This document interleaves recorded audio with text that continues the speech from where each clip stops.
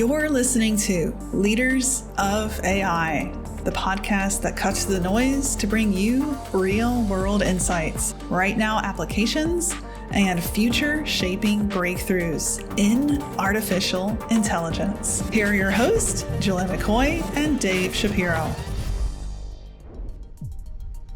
I'm team human. I do see kind of a dark path, whether you would call it a dark age or not. What if we could use technology to get back to what humanity was meant for? People saying, like AI is never going to take my, this part of my job. And I'm like, give it 6 months and reassess.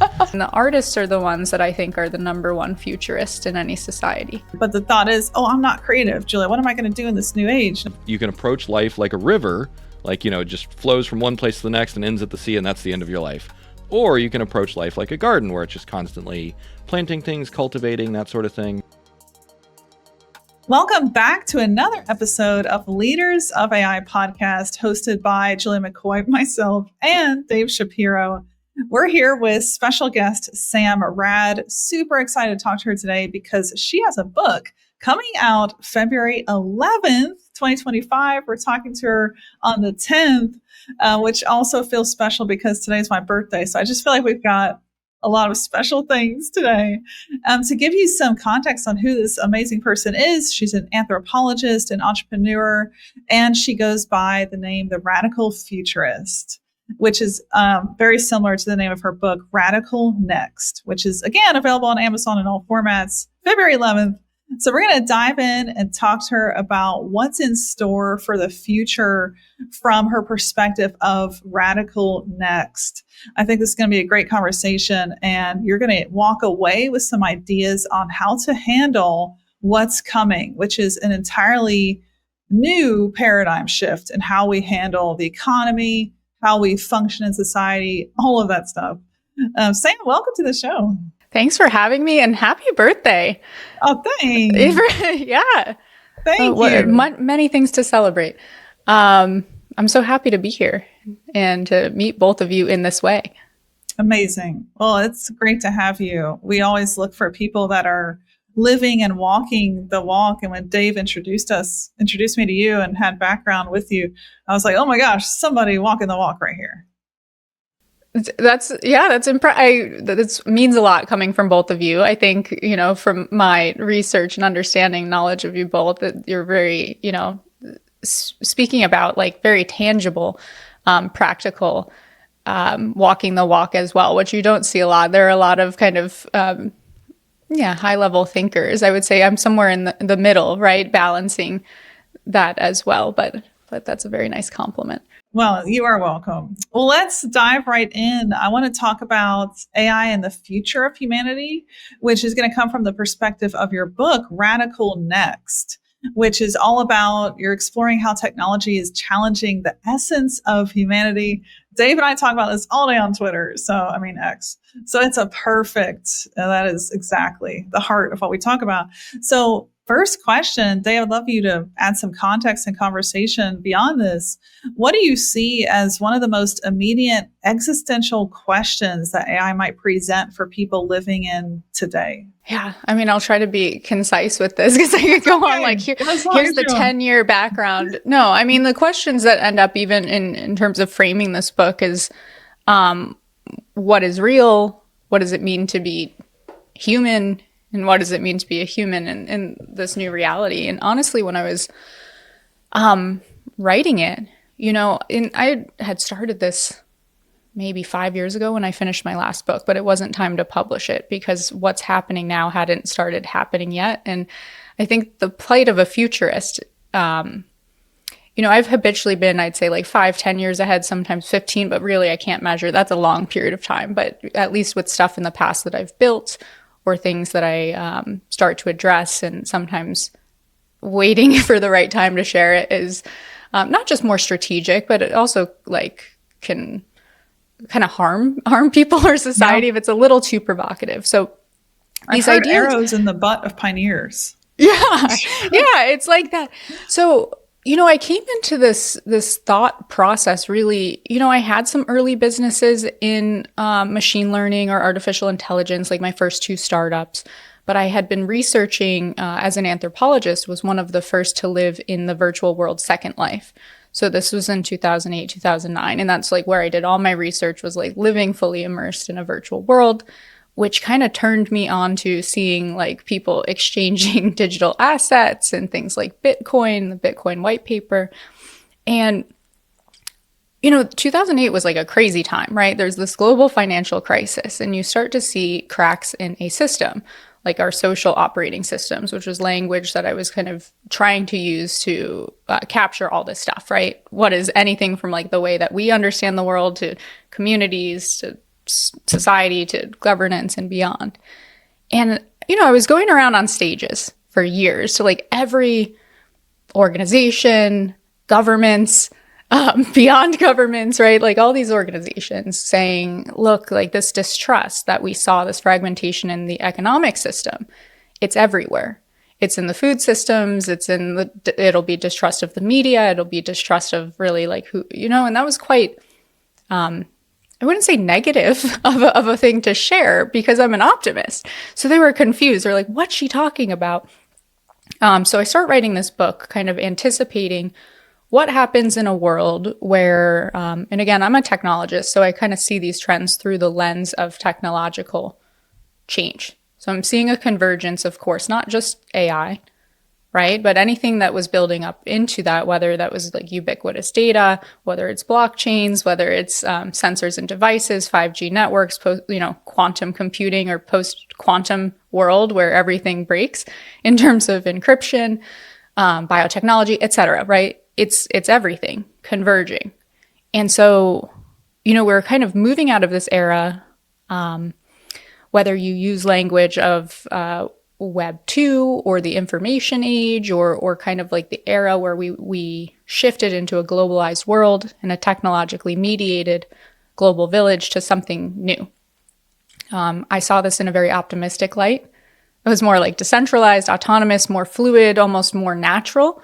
But of course, there's a transition process, and I would argue that we're in it. We're very well underway. And the side effects of that process on every scale, which the book takes you through, right? From like your inner world, like what does that breakdown feel like as an individual? And what does that mean for consciousness, identity, perception, all the way through communities and family units or kinship systems. Anyways, that's, again, I told you, a very long-winded response to like everything in a beautiful way. I kind of refer to it as a death and rebirth cycle, a bit of like kind of a collective ego death on a societal level. There's, it's a bit of an existential crisis, and just a little one. And you can see it play. You can see it play out, right? It's people's responses as well to like AI, like very vehemently opposed. Like, I hate this stuff. People have that reaction. It's usually like a fear-based reaction. So the book is, again, not so much my ideas. It's more Socratic in nature. A lot of questions, a lot of paradox, even kind of, because we are in a moment where we need to hold simultaneous realities that we may or may not agree with at once.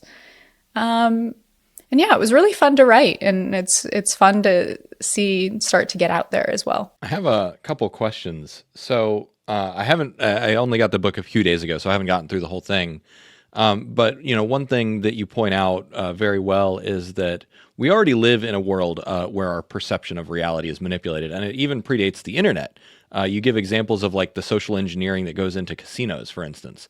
All the lights, the colors, the sounds, the smells, the food, even the way that everything's laid out, the patterns on the carpet. Like, reality is already constructed. So I'm curious, like what, you allude to things like, virtual reality, augmented reality, those sorts of things. Like, what are you seeing that exists now that are signs of some of these more perception warping technologies? And what do you anticipate? I don't know which question's more interesting. Okay, no, that's great. I mean, that was my favorite chapter, and that would probably be and has been the basis of some sort of like PhD research that I never seem to finish. But you can kind of go down, right, when you start talking about perception, seem a little bit like out there, and almost paranoid of like thinking that a room has been designed to create a certain response.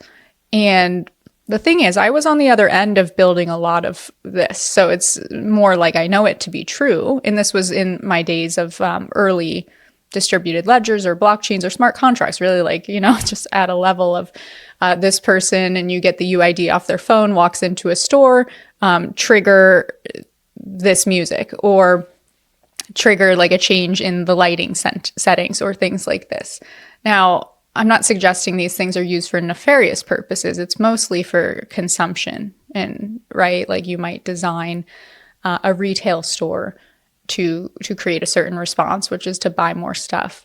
But again, I kind of chart that in the book, even beyond casinos, but urban planning or some city design in places, you can see how things are designed to create certain responses.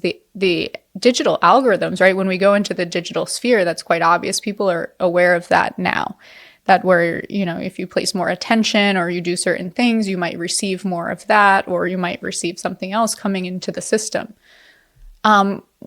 With virtual or augmented reality, so what I will share on stage often, especially when I do a lot of, let's say, cyber or cognitive security work.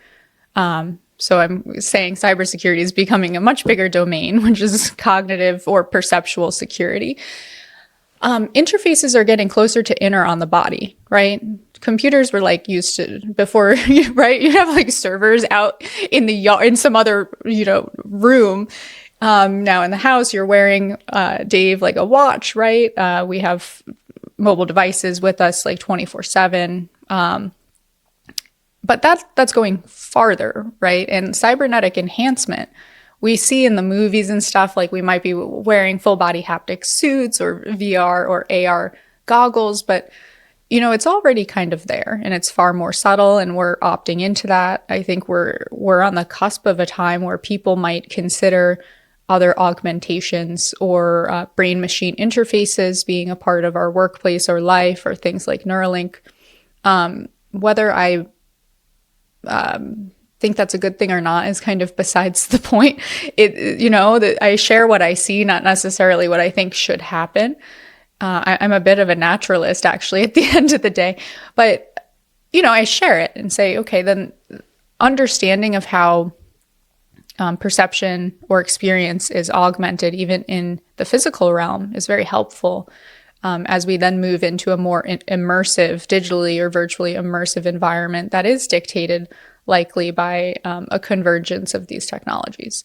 So not to say as a warning, but just also as something of like that encourages people to reconnect to their humanity from time to time. So we don't really end up in a fully immersed experience where you're like, where am I? How did I get here?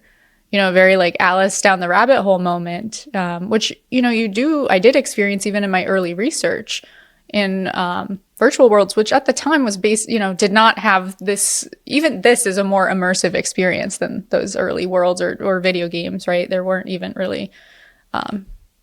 It was still like IRC, like chat. You couldn't do that, at least when I was doing research, but it reminds me of watching Ready Player One, and it's like that's the future nobody wants, is that complete divide between the slums and then the elites. And then it's like, well, and so I completely agree, like naturalist, what if we could use technology to get back to what humanity was meant for, which is like that connection, that experience in sunshine, like all the things we've kind of lost because we're stuck doing so much machine work.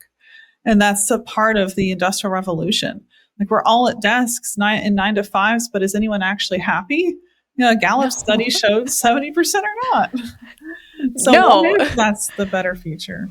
And this is where, again, it came out of my mouth once where I was just like, I'm team human. And I'm not like an advocate, but like I became one in that moment because it was like, I'm obviously not anti-technology. I'm a technologist.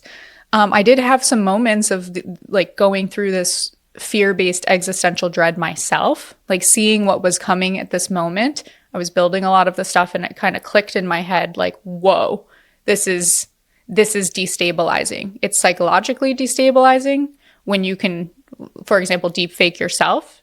And I'm a writer, I'm a speaker, I'm technology, and I start replacing everything. I make every part of myself redundant.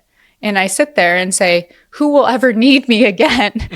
This is 2020. So there was already like some stuff going on in the world that was maybe not so great for anybody. You know, there were like a little too much time on our hands. And, you know, the rest of the world kind of starts catching up. We see things like remote work catch on, and now we're obviously all well underway in that. But for me, it really hit me hard. And I'm not really afraid to share that. I'm quite authentic and vulnerable on stage, and I'll share that with audiences, saying like, I know how you feel. Like I might have done it a little sooner, but like, you know, I always do tend to do that to provoke these things in myself and learn by experience. But, you know, on the other end, I do believe that there is this, you know, nothing is ever a binary. It's not a fork in the road, really. At least that's my beliefs. There are infinite possibilities. But for simplicity's sake in the book, there is a bit of a crossroads, right?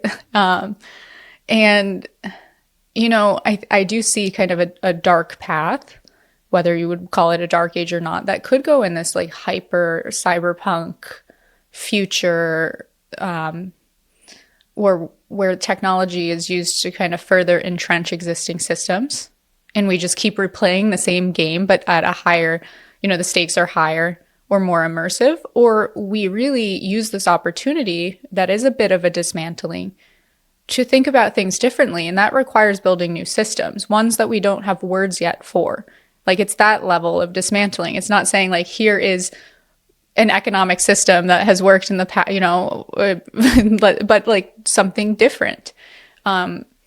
And that's a scary concept for people. It's provocative, but I think it's what's required to get us to a place of what you're suggesting, right? Which is a very abundant, optimistic future where humanity does reconnect to themselves, each other, nature, the cosmos, whatever a belief system might be, but like the interconnectedness of all.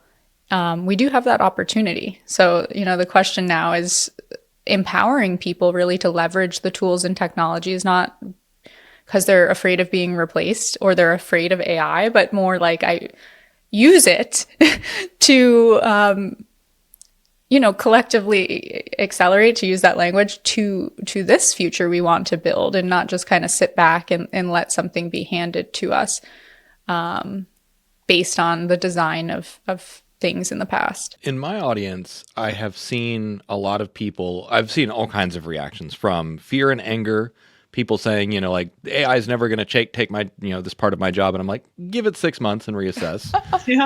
You know, wait another couple of years. Other people, you know, saying this is horrible because it's going to disrupt all art and art won't mean anything anymore. And on the other end of the spectrum are the people that are like, I want a robot wife right now. I want a full cybernetic body right now. I want full dive VR right now. And it's just like, I have never seen something so polarizing, because on the one hand, there's like this, like people that call it, some of them call themselves like neo-Luddites. So there's like the neo-Luddite fantasy, which is like, just burn it all down. Don't build anything. And then on the other hand is just like the maximalist, you know, techno-utopian outlook. So I'm curious, because, you know, you open the book and you mention like, you know, I'm not going to give you any prescriptions, but here's a new lens. So I'm curious, what lens do you use when you see these kind of hyper polarized reactions? Yeah. It's a kaleidoscopic lens. It's quite psychedelic. It really is. It's like, you don't really want to be inside this. I have to live with it. Other people don't. No, it's, you know, I don't really live in a world of this kind of polarity. I can feel it. We all, within myself, I think we all can. But, you know, oftentimes it means sitting with contradictory things within oneself. So, you know, I certainly did. I had a moment where I got rid of, like, deleted myself off the internet, got rid of all of my technology, and disappeared into the Amazon jungle. So like doing real anthropologist stuff. Yeah. That kind of experience, I was like really gone. And I came back and I was still giving these speeches. So I'd like come out of the jungle looking quite shamanic, and then like be on stage with like 20,000 person audience, major technology company. And they're like, who is this person? And I found the balance, right? And actually I found my renewed passion. I started coding again. I started doing things that I had like not done in the past because I was so like hated looking at this thing. And it came back in a new way, and it took some time, but really it's the middle path in this balance. I definitely skew a bit towards, again, I'd say pro-humanity, but that doesn't mean that technology is not a part of humanity. We've always leveraged or created tools, and with that has always been epochs in human history, if you believe in kind of the linear story of it, just for purposes of this, that create, we progress. There are unintended consequences of things that we do, right? Like when human civilization started, we moved from hunter-gatherer to agrarian civilizations, and let's say the Sumerians, which is my favorite time in history, because like writing, the invention of writing, and that's like a ledger on a stone. I'm like, databases are cool, guys. But we start living together. We start recording, like, we learn how to farm because we can record it. Of course, a bunch of people living together in one place creates like all sorts of messes, like disease and whatever, and issues with sanitation. We continue to progress. We invent stuff to handle those problems, whether that's like irrigation or plumbing, and then we invent medicine. So, right, there will be unintended consequences. I have I wouldn't say it's like cautiously optimistic. I can definitely go very dark, as well. I tend to do that in my meditations of like, let's go to like the worst possible scenario in the future. And then I let that go. I don't share that with anyone, and kind of bring the optimism. But, yeah, my lens, I try to maintain balance. So I'd say that's generally the basis for that. It's interesting how I feel like Hollywood and media in general has portrayed years of just one lens, which is very much dystopian. And I feel like that has ingrained, I see it, what Dave was saying is so true. We see it putting out 4 to 5 videos a week on YouTube. Oh my gosh, you see in the comments, it's just like, well, here's another dose of a irrationally optimist YouTuber. Or it's like, Jill, I believe and I'm excited about this and I see it too. Or it's, oh, why don't you think that the tech elites are all out to kill us? Or everyone wants to know what the elites want. Okay. Dystopia sells way more than utopia or optimism. I studied literature in addition to anthropology, and I was really into dystopian and utopian science fiction in the 70s, which was like 60s and 70s was a time like space race, but to reclaim this idea of utopia as not being something that was previously associated with like socialism, right?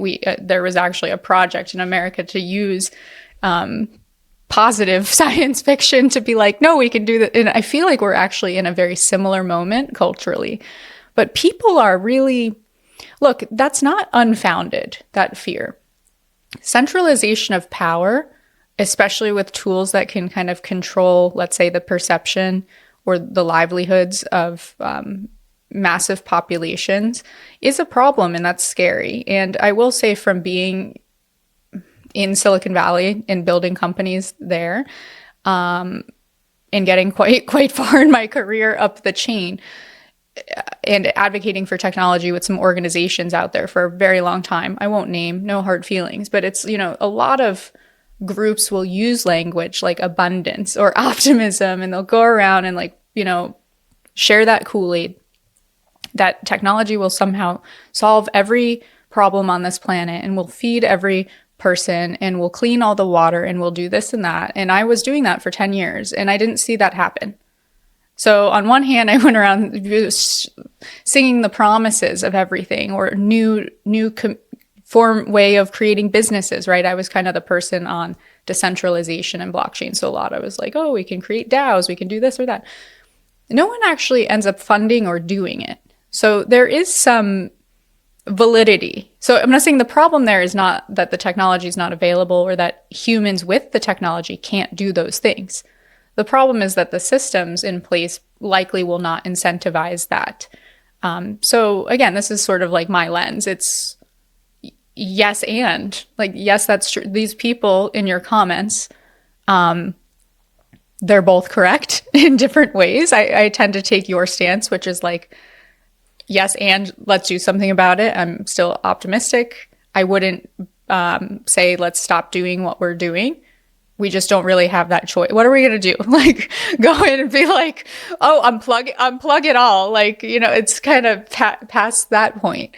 So it's more like embrace it and find your passion and your purpose as an individual and share that to society as a whole. Yeah. I was just on another podcast, the Negotiate Anything podcast, and the frame that we used there, the lens was, it's a negotiation. You have to renegotiate your own relationship with yourself, with humanity, with technology, but also it's a society level negotiation, right? And that's kind of what you're talking about. Like, you can't put this genie back in the bottle, right? Like, it's here to stay. You can try and manage it with regulations and those sorts of things, but a lot of these things also take on a life of their own. So I'm curious if you, in the later parts of the book, because you kind of start small and expand, and I haven't gotten to the end yet, but what kind of system level or society negotiation level kind of takes do you have in terms of not just AI, but all the technology that's coming? That's a big question. That's where things get complex and probably where a lot of your thinking is, right? When you're using terms like, what is it, post-labor economics? Is that yours? Yeah, I like that. This is the type of thinking that needs to happen and not again, coming from frameworks or terminologies of the past and trying to apply it to the future. So my thinking there is not really my thinking. It's ways to start to unpack what could help people to arrive at that thinking. An example of which is just kind of going through the history of governance, security, and freedom. So there's a chapter on kind of global governance because I tend to think more on a macro scale anyway. But even like the nation state concept is fairly recent in human history. It's something we take for granted because we've been alive for the existence of it, but it was created, and then all the organizations that exist above it, right? World Economic Forum, United Nations, etc., like the whole list, all of this stuff is kind of newer in history. And in parallel, we went through this phase, again, internet revolution, globalization, where internet companies amassed more, not just power, but I hate the word users, I'm going to use it, users on platforms, right? Like 2 billion people that are bigger than most nation states, right? And arguably have more power, or at least control of those things. And this is beyond just discussions of things like, do they interfere in elections or not? It's more just on the level of there are more people participating in certain ecosystems than those lines on a map. And so what is the next evolution? And what are the roles of these various systems from the past? Do they come, forward into the future? And I was sharing these things on stage again, like 5 years ago, and someone came up to me and they're like, are you saying we won't have nation states in the future? Are you like some sort of anarchist? I was like, no. Like, but if that's, because I never used that language, if that's what was coming up for them in their framing by saying decentralization was a trend. And we've since seen it. We're in the midst of sort of a pretty big global shakeup, a shakeup in the global order, and we will see that start to play out. I don't know where it leads, but I would speculate that there will probably be further fragmentation and decentralization of, decentralized groups, right? Like that come together that aren't necessarily tied to geographic location. And then the question is what happens after that. So that's just one example in governance, but really every possible system, whether we're talking education or concept of healthcare, or do we need healthcare in a world that's centered around wellness as opposed to sickness? There's some pretty big explorations. I mean, when we go really broad, it goes from planetary and interplanetary, and then the chapter on interdimensional being, which is kind of my most provocative out there one. I kept it grounded for most of the book, but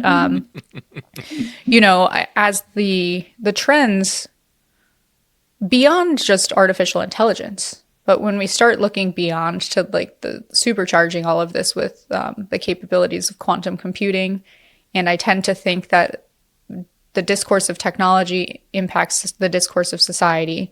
So even in like the more metaphysical language, you'll hear people maybe use language like that is still related to computing in circuitry. Like I got a download or something, and I think that the discourse or vernacular probably evolves once we start to have a greater understanding in a post-quantum world and this science comes out. And that's probably why we see people use language like vibes or energy, and why it's quite funny to make fun of. I actually think there's a deeper thing going on. And I would say that's also going to be very destabilizing. So even in like the health chapter, it's kind of, how did people understand the human body? Back in the day, we called like the four humors. I don't know. We thought of people like mechanical, because mechanical engines were like the technology of the day. So the human body was mechanical, right? Yeah. So one of the themes that, and this is personal, because actually I texted you a couple days ago. I was just like, oh yeah, I'm not able to sleep right now because of some of the ideas that you gave me. And so I wrote a blog post. I wrote two blog posts. So one is the river and the garden. So it's like you can approach life like a river, like, it just flows from one place to the next and ends at the sea, and that's the end of your life. Or you can approach life like a garden, where it's just constantly planting things, cultivating, that sort of thing. And then the follow-up post that I wrote was about becoming nobody in the age of AI, where everything that we think that we know about ourselves is going to change, like your social status, where you get your self-esteem from, how you make a living. Julia and I and you have already kind of pivoted into like kind of a new mode of how do we think about ourselves.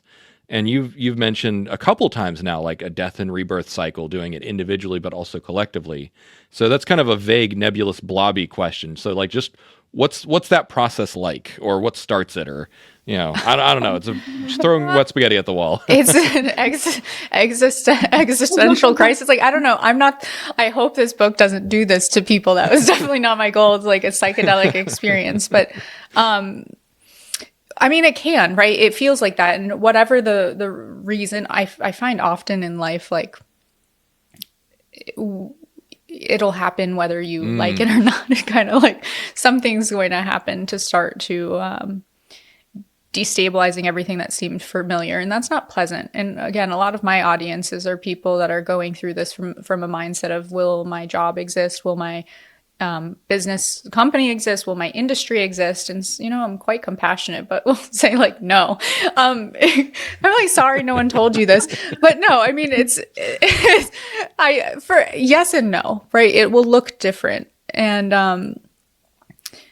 I think for me, that process was more becoming comfortable with being adaptable and fluid and flowing, and understanding that identifiers that we might attach to our ego, right? Whether that's like, I'm a futurist. I am a futurist today and tomorrow, to whoever wants to call me that, and to other people and other things, but it doesn't even really matter. At the end of the day, there's kind of a deeper essence that doesn't need to be articulated, and that persists. So to segue that into creativity, that's the last chapter in the book, and it's the most important one, because, every system in society, and anytime we've gone through massive change, like civilizational scale change, there usually is a renaissance or golden age in art. And the artists are the ones that I think are the number one futurist in any society. And they are pushing ahead. Yeah. And we're all also too, every human is an artist.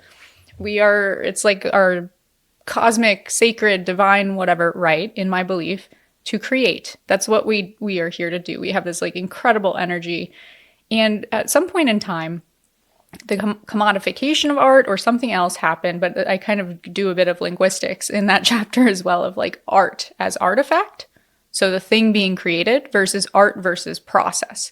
The process of creating. Actually, in Latin, it was more centered around the process of creating in the past, and it was in the domain of really like the church or religion for this divine process. And then now we've put a lot of emphasis on the artifact. And so what happens when you bring in AI and AI art and all this stuff, of course, people are going to feel detached from the end product because there's an intermediary there. But really, the purpose of art is the process of creation, not what the thing has made.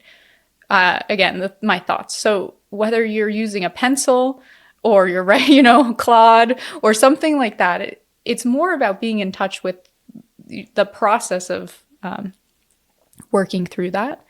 And I think truthfully, there'll be a lot of shit, excuse my language, there's a lot of crap that's coming through, and that's probably a good thing, right? And even if it's unfortunately like the intellectual property trained on things of the past, there will be like a reversion to the bland mean or a flattening effect. But there's always emergence that can come through entropy in a system. And I think that's when we will see whether that's, AGI or something beyond it, like an emergence that humanity also, in response to this, taps into something new forms of art and expression. I think it'll be beautiful, but really, the end, I don't want to give too much away, but it really does build towards this team human of,